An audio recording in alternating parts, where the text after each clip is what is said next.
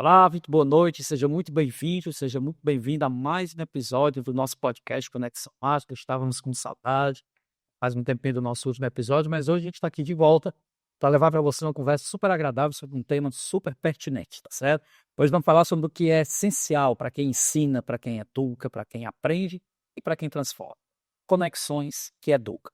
Mas afinal, o que é conectar-se? O que é criar pontes que unem familiares, amigos, colegas de trabalho ou até mesmo desconhecidos? Em um mundo tão tecnológico e cada vez mais virtual, estamos perdendo as reais conexões em detrimento de relações menos pessoais, mais virtuais. Será que vale a pena mesmo trocar gestos e mensagens reais de afeto e carinho por simples curtidas, frias e sem sentimentos reais? Vamos descobrir agora as nossas convidadas especiais que estão aqui com a gente. Afinal de contas, ninguém educa sozinho. A educação acontece no encontro, no olhar, no vínculo, na escuta e principalmente nas conexões.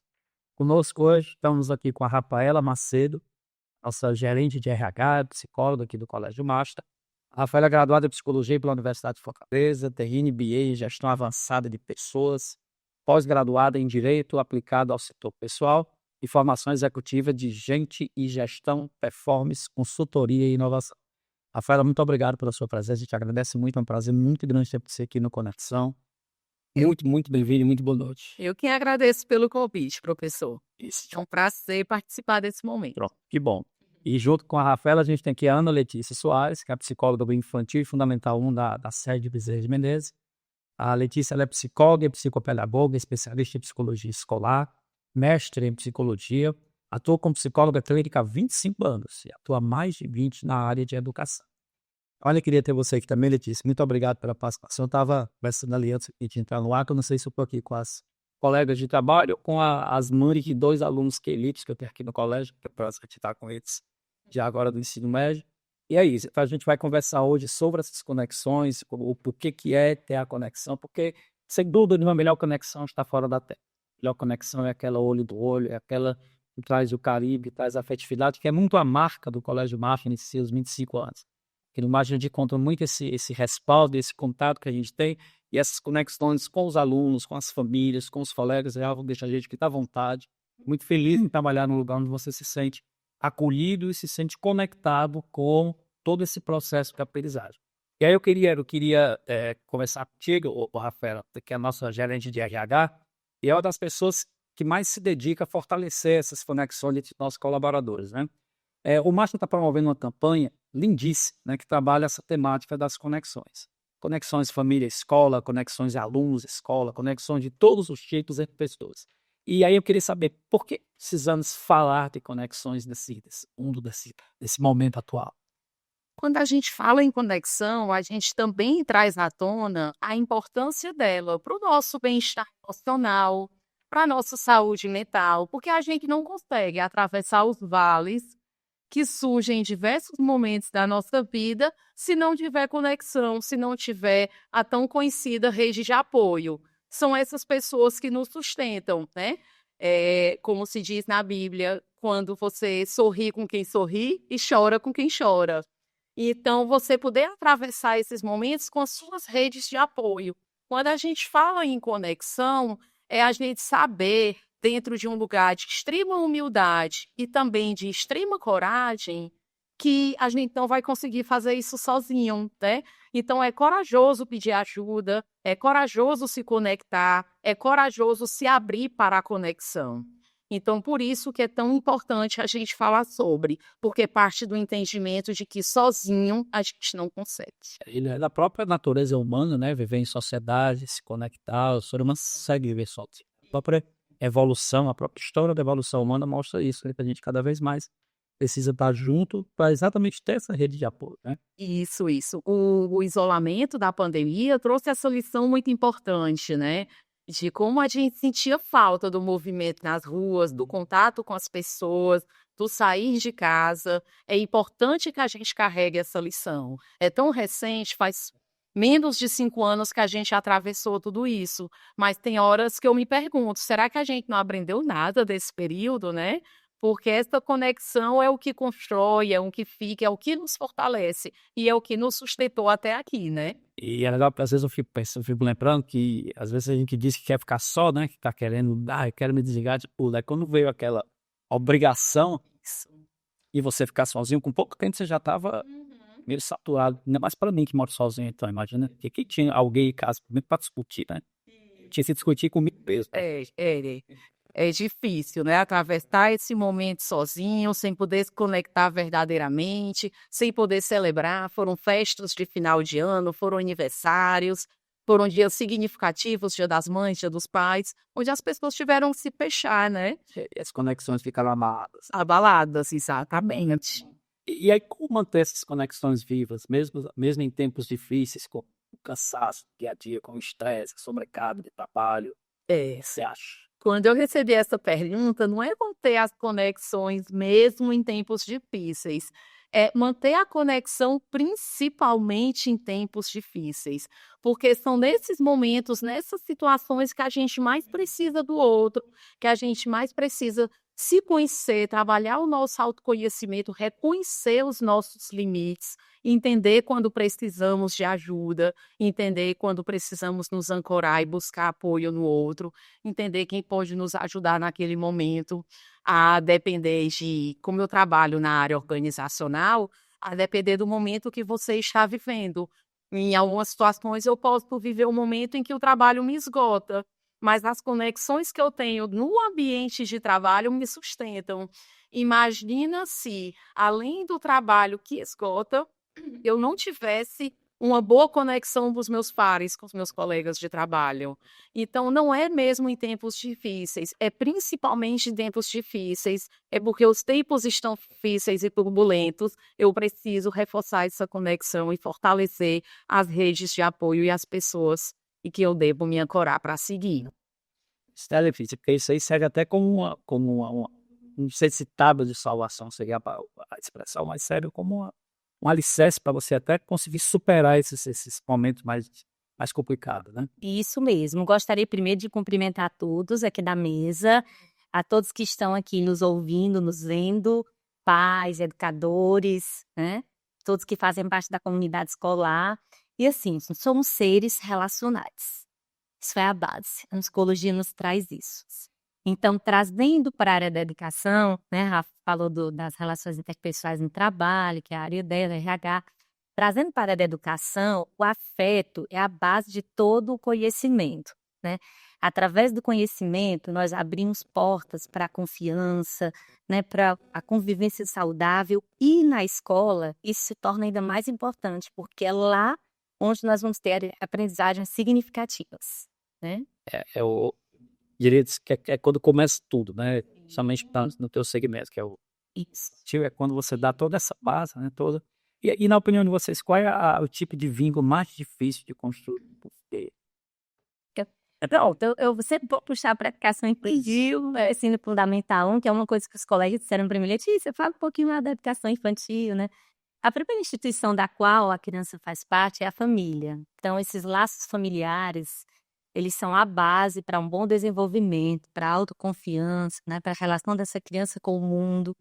Então, quando uma família traz essa criança para a escola, ela espera isso também da escola, né? Que haja uma conexão entre os valores familiares, os valores da escola, para que eles se sintam seguros em deixar o filho deles conosco.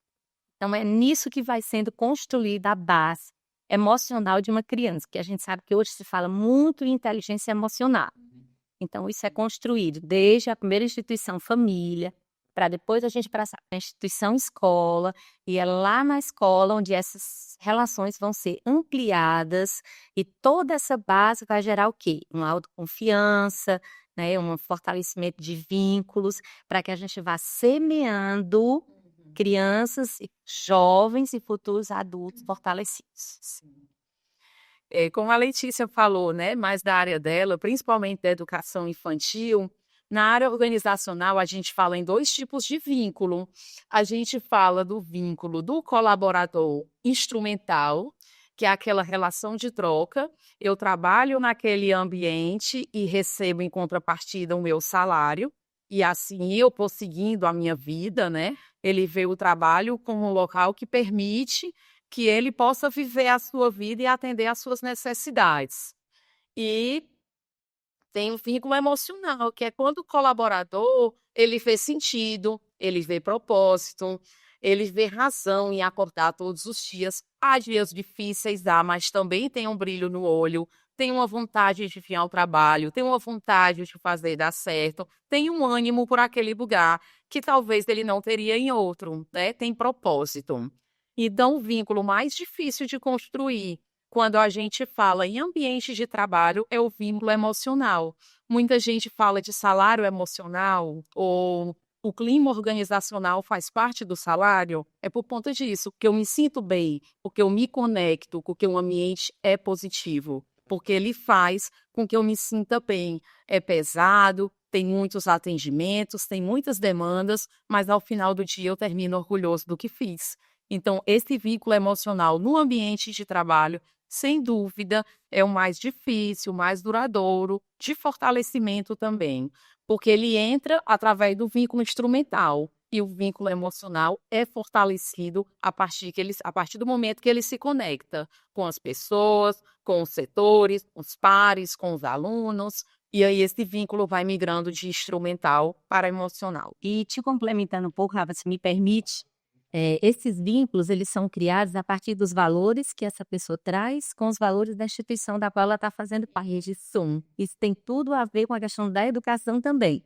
Família, escola, valores se encaixando, onde a família vai se sentir segura e a criança vai sentir um suporte nesses valores alinhados. Tem que fazer sentido, né? Esse conforto, né, de você trabalhar no lugar, que evidentemente isso vem muito do local onde você trabalha, né, de você sentir, como você falou, acordar de manhã feliz porque vai para aquele lugar. Isso talvez seja, porque assim, dependendo do que você faz, até puxando aqui para minha profissão, professor já há 37 anos fazendo isso, né? Tem situações que você passa mais tempo na escola, em contato com os alunos, os colegas, enfim, os coordenadores e tal, do que propriamente na sua casa. Então, se você faz isso num ambiente que não é salutar, um ambiente tóxico para você da moda, né? Aí essa conexão fica mais complicada ainda. Fica bem prejudicada, sem dúvida.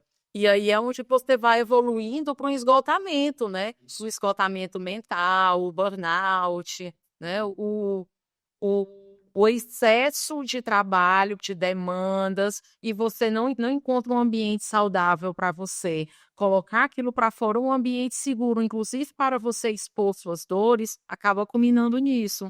Antes de começar aqui, né, a gente estava falando sobre plantão psicológico, sobre atendimento psicoterapêutico para os funcionários. Então, isso também aproxima a gente, ele percebe que está sendo notado, que está sendo cuidado, que é acolhido pela escola.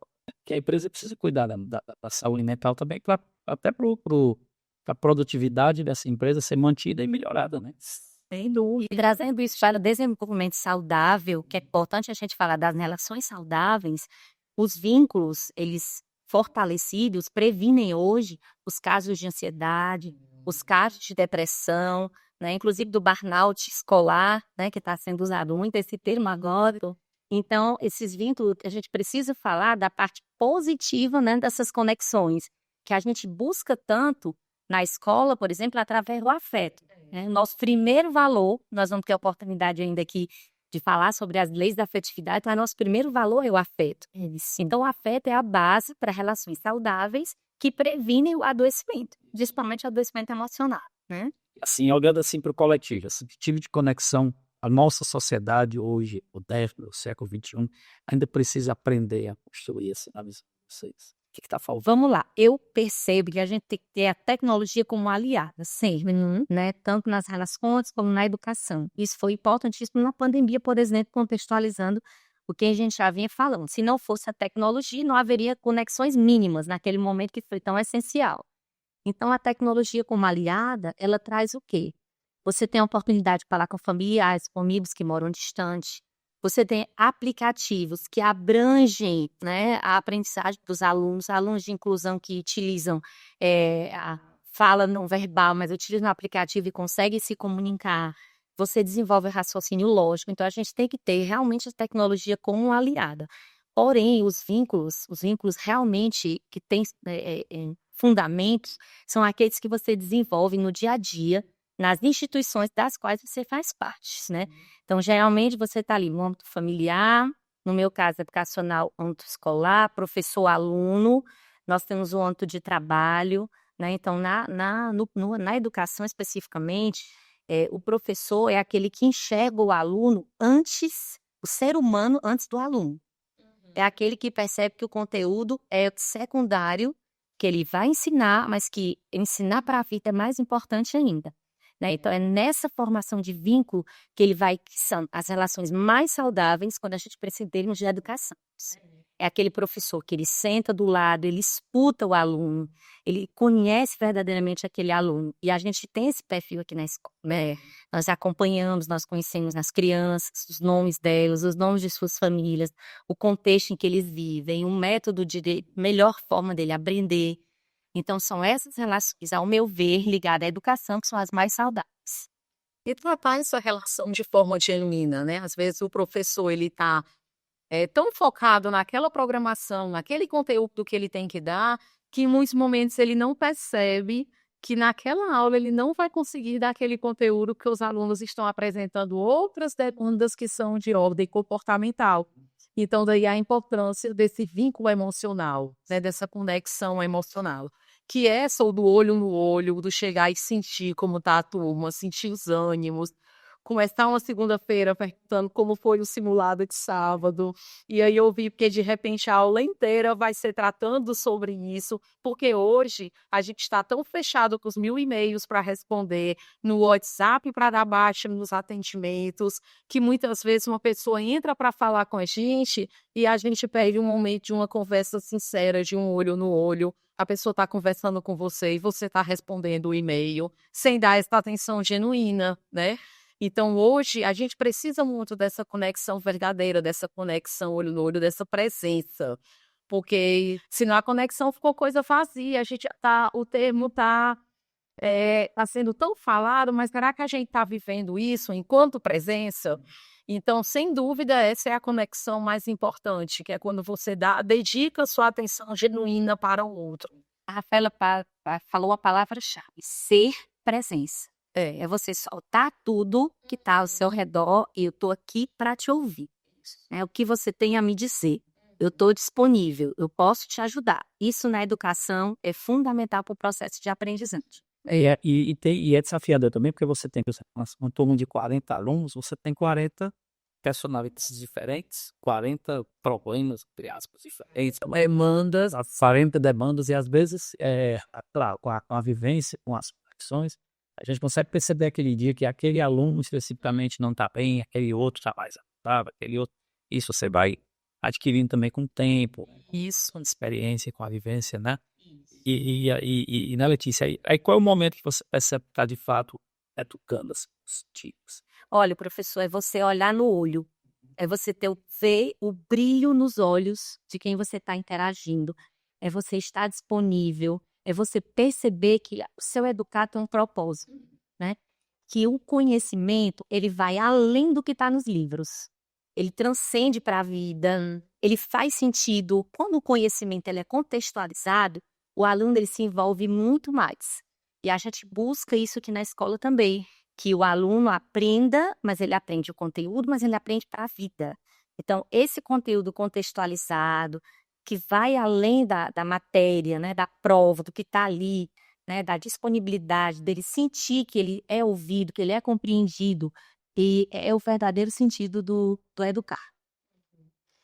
E o mesmo quando a gente circula pelo colégio, né? Muitas vezes o funcionário vem com uma dúvida, estou com a dúvida relacionada à batida do ponto.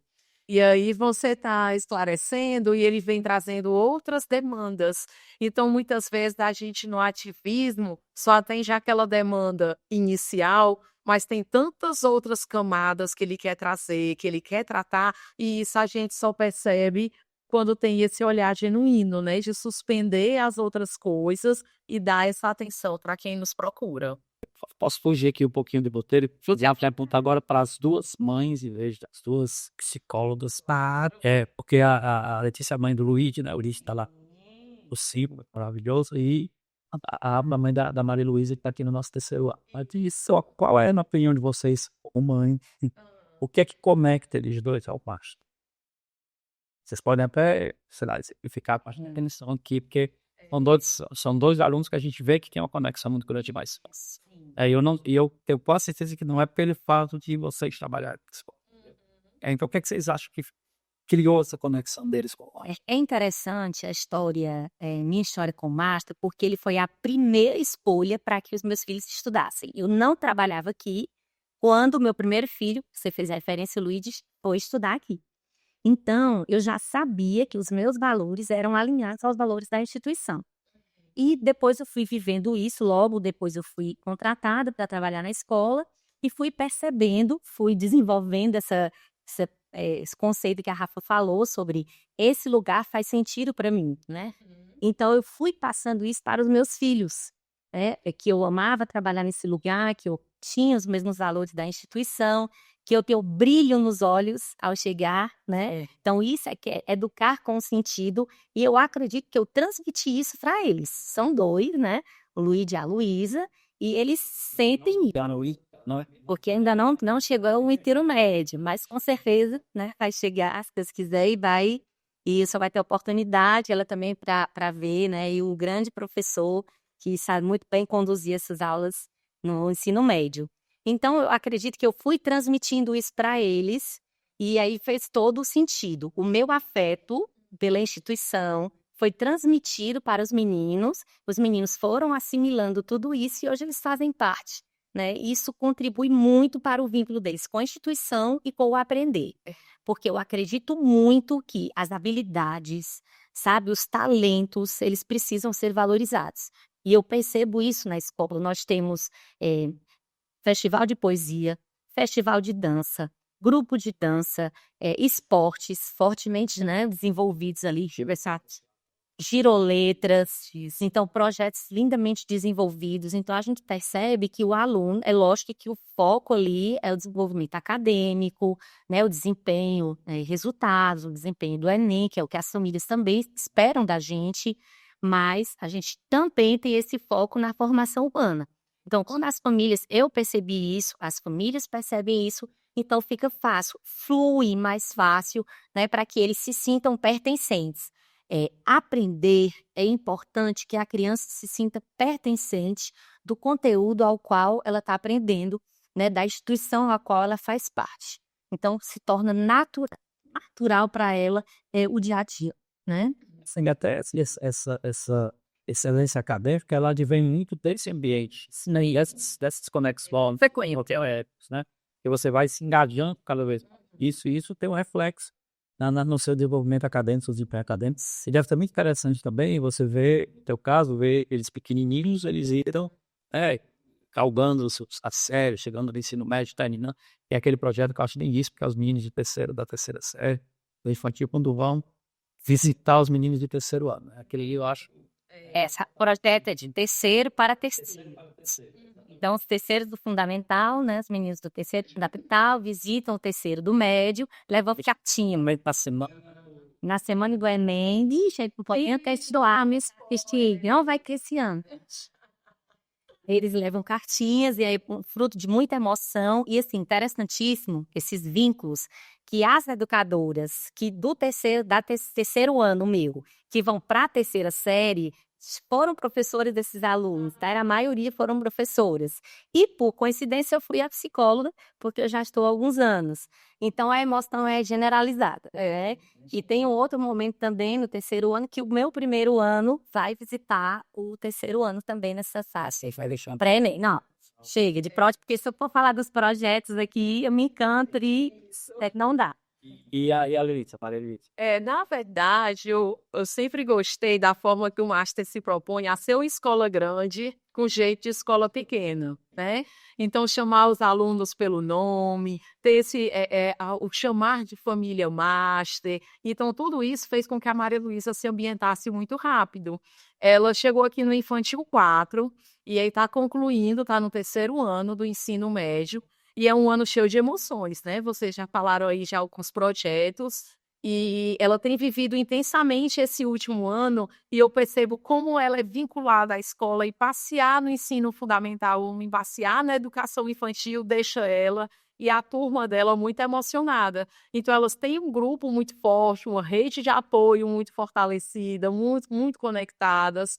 E ela fez relações de amizade que eu tenho certeza que ela vai levar para a vida. A gente teve esse ano a novidade da proibição do celular, sabe? Que é algo que tem nos ajudado muito, eu acho que tem sido muito bom para sem dúvida. Embora a gente tenha, né, essa semana mesmo eu precisei que eles usassem o celular lá da aula, lá, na turma da sede da Miseira, mas eu percebo que essa mudança ela tem sido benéfica para todo mundo, para todos, para eles. O rendimento tem melhorado, a atenção e tal. E aí, como é que vocês avaliam isso? Vocês acham que as conexões que você cultiva já podem transformar o futuro dessas crianças? E você acha que isso tem? Como é que a gente vê isso do ponto de vista essa coisa das terras? Pronto, eu percebo que nós tivemos um ganho. Eu não trabalho diretamente com alunos que utilizam celular, né? Sempre fazem referência ao infantil fundamental. Alguns do fundamental utilizam, mas a maioria não. Mas a gente tem a vivência, a gente tem ali o SOI. A partir de que idade eles começam a É, trazer? pois é, no 5º ano, Ou depende muito de cada família? depende das famílias. No 5º ano, eles já começam a ensaiar, mas eles usam mais em casa. Eles não levam tanto para a escola, porque eles já têm uma rotina bem estabelecida. Vão em volta com os pais, ou vão em volta de transporte. Mas quando a gente tem o serviço de orientação educacional, somos psicólogos, então a gente tem os grupos de reunião, a gente conversa, troca ideias, então a gente está sempre atualizado e o que está acontecendo. Então, o que a gente percebeu? Eu posso falar com propriedade, até porque eu também tenho experiência do consultório, né? Houve uma dificuldade inicial muito grande, uma resistência dos meninos, sobretudo a partir de ensino médio, porque eles já têm uma maior autonomia. Então, eles usam a tecnologia como aliada em que sentido? Para ir embora, chamar um aplicativo e tal, né? Então, eles realmente precisam em alguns momentos. Teve no início uma abstinência muito grande, porque não podiam usar, mas depois, com o tempo, a gente sabe que o ser humano aí vai se adaptando à nova realidade. Então, eles foram melhor se conectando. A escola também foi dando recursos para isso. A gente começou a utilizar jogos, né? Teve inclusive crises de abstinência, de ansiedades no início, né? Algumas famílias, a maioria apoiou, mas algumas famílias questionaram como fazer para falar com os filhos. E aí a gente teve, então, agora uma melhor adaptação. Eles estão reaprendendo a interagir. Porque o recreio era cada um no seu celular. E todo mundo sentado ali no mesmo lugar. Então, agora eles estão aprendendo a se relacionar, a jogar, tem jogos, tem atividades, tem leitura. Eu acredito que os ganhos foram bem maiores do que as perdas. Costumo dizer que quando eu comecei a dar aula, já de tempo, né? Era muito comum você ver aluno com o braço quebrado, você não vê mais isso. Não, sim. Porque aquelas brincadeiras mudaram, era todo mundo no seu celular e tal. Eram coisas que antigamente você via, mas não que eu queira que aconteça. Eu digo assim, no contexto que a forma como recreio, O brincar foi muito diferente. ficou bem diferente, exatamente. Esta geração ela se tornou sedentária, né? Então, assim, a gente tem que pensar, identificar aqueles alunos que têm habilidades para esportes, por quê? Para música, para as artes. E alguns alunos se queixam de que essas áreas ainda não são valorizadas, não tão valorizadas, mas são sim. É porque realmente o próprio sistema educacional brasileiro supervaloriza o rendimento acadêmico através dos resultados que eles vão ser aprovados, né? Mas a gente precisa entender que essa é uma reconstrução de conexões que eles estão tendo agora, que são as conexões reais. Eu estou aqui do teu lado, eu estou te ouvindo, eu estou olhando para ti, eu sei do que você gosta, o que você faz. Eles estavam ao ponto de mandar uma mensagem para o colega do lado, perguntando algo.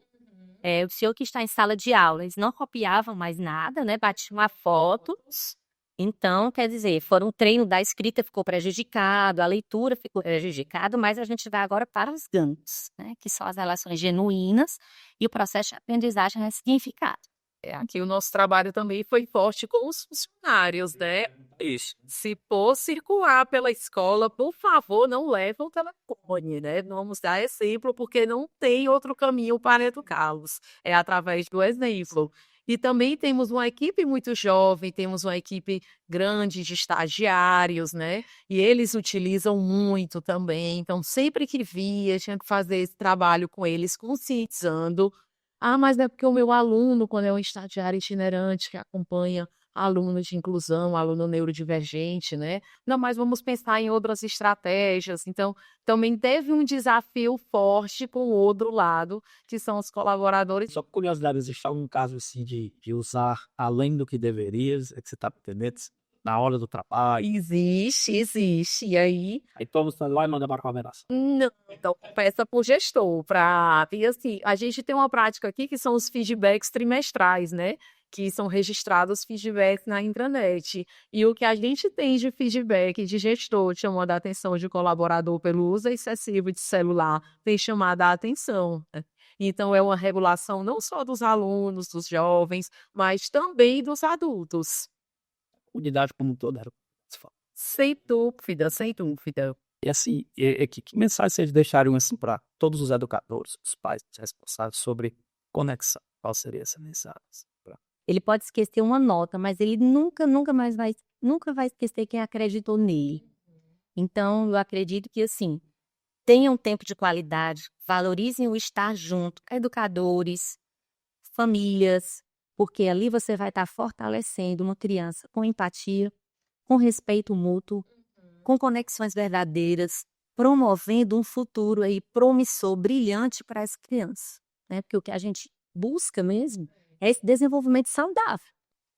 E entender que quando a gente tem esses atravessamentos, né, do relacionar-se com outras pessoas, a gente tem a possibilidade de marcar a vida do outro, né? E a gente encerra mais um episódio do Conexão Master. Hoje falamos sobre o que realmente sustenta a educação, que são as conexões. Porque educar não é só transmitir conteúdo. É alcançar corações, escutar silêncios, construir pontes. É estar presente, mesmo nas ausências. É enxergar o outro não só com os olhos, mas com intenção. E você que nos assistiu, que nos ouviu, possa ser esse episódio mais atento a essas conexões da vida com seus alunos, com seus colegas, com seus filhos, amigos, com a comunidade e, acima de tudo, com você mesmo. Cuidar de si mesmo, cuidar de você mesmo. Se essa conversa aqui tocou de alguma forma, curte, compartilha e conta pra gente. O que te conecta ao que realmente importa. Espalhe essa rede, porque boas conexões multiplicam bons caminhos, tá certo? A gente vai estar de volta agora no YouTube com um outro episódio, tá? Do Conexão Master. Eu queria agradecer a todos. Boa noite, fiquem com Deus e até a próxima.